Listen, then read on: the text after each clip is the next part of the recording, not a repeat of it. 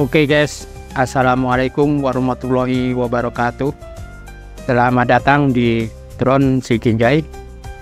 Pada video kali ini kita akan melihat dari udara perkembangan terbaru exit tol Senawarjaya yang berada di Bayung Luncir.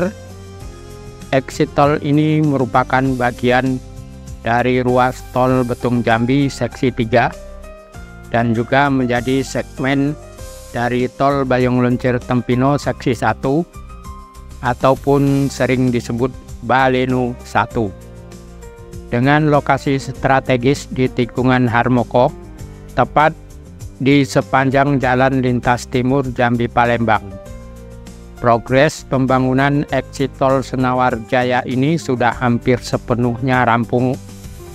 Pemandangan yang kita lihat hari ini menunjukkan bahwa segala persiapan fisik sudah signifikan dan hanya tinggal menunggu peresmian. Exit tol ini akan diresmikan bersama dengan seluruh seksi tol Bayung Luncir Tempino Baleno, yakni seksi 1, seksi 2, dan seksi 3 yang akan segera memberikan kemudahan akses transportasi bagi masyarakat dan meningkatkan konektivitas antar wilayah di seluruh Sumatera.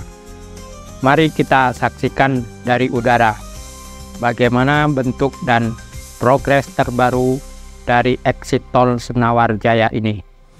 Oke guys, selamat menonton. Let's go.